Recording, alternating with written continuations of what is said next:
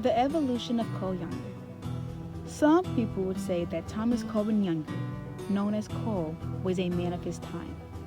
Born on January 15, 1844 in Missouri, he was a child of Henry and Berecia Younger, who were both born in Kentucky.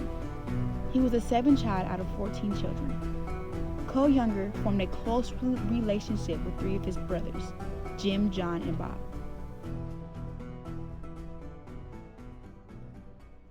Henry and Berecia Younger. We don't have a lot of detail about Cole Younger's childhood, but since his family lived on a relatively prosperous farm, it's fair to say that he enjoyed a comfortable childhood compared to other people who grew up at that time. Younger and his family lived on a farm in which they owned slaves. His father owned land near Independence and in Cass County. Even though his father, Henry, relied on slave labor, when the Civil War broke out in 1861, he sided with the Union. This upset many of the Southern sympathizers living on the border between Missouri and Kansas. On July 20th, 1862, Cole Younger's father was murdered, likely because he sided with the Union. This sparked something in Cole. He wanted revenge for his father's death. Hold your fire.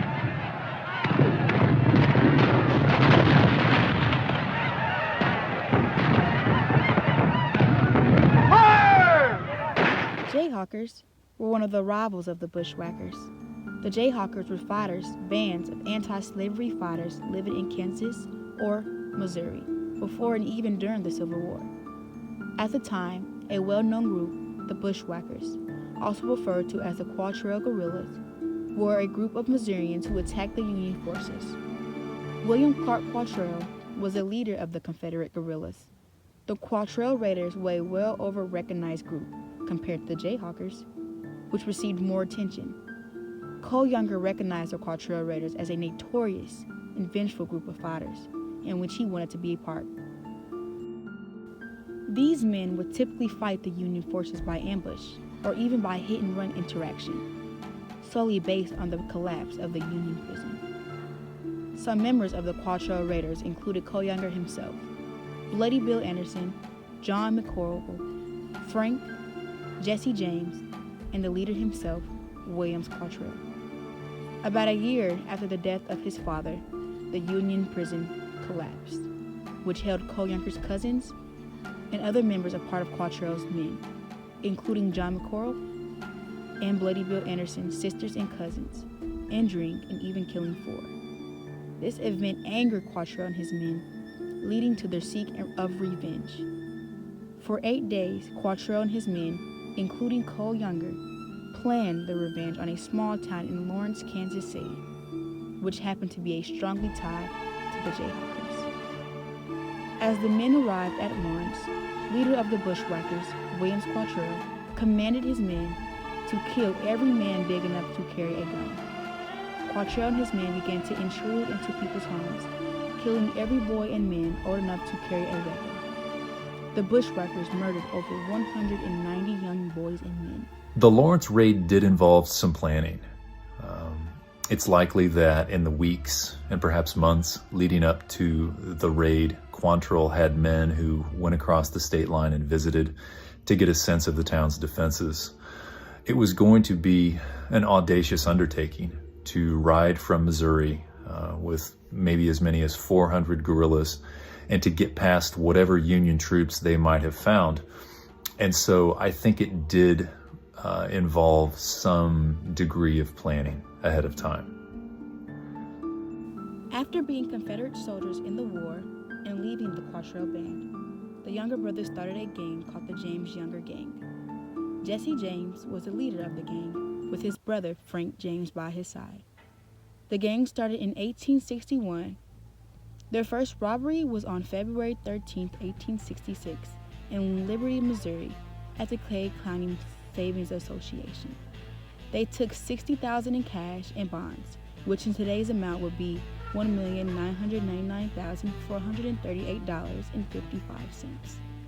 In that same year, Cole Younger had a rumored relationship with a woman named Bella Starr.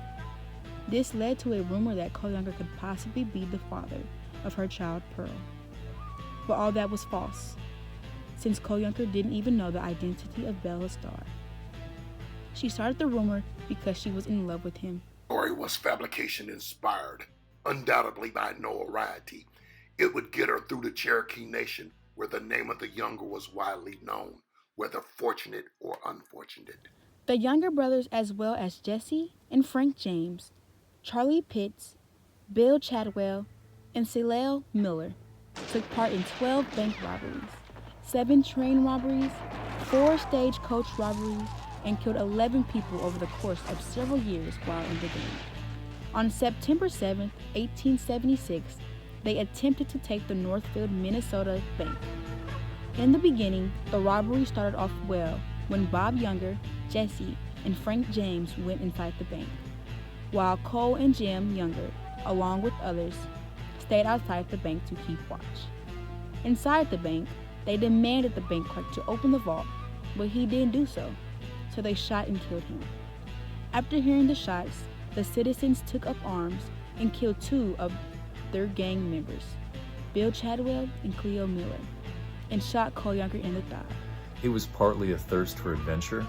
These were young guys in their late teens and early 20s, but it was also a hatred of banks and the powerful corporations that controlled railroads and were responsible for changing Missouri after the war. And many people, Cole Younger amongst them, resented these changes. And so their raids had a kind of political dimension to them.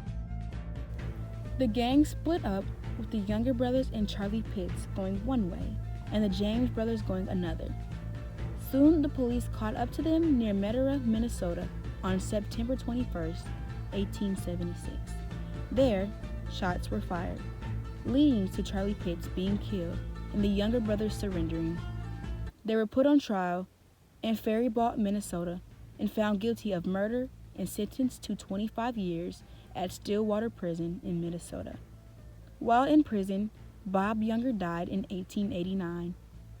Jim Younger, who was on parole in 1901, fell in love with a woman he couldn't marry. Because he was heartbroken, he killed himself that same year.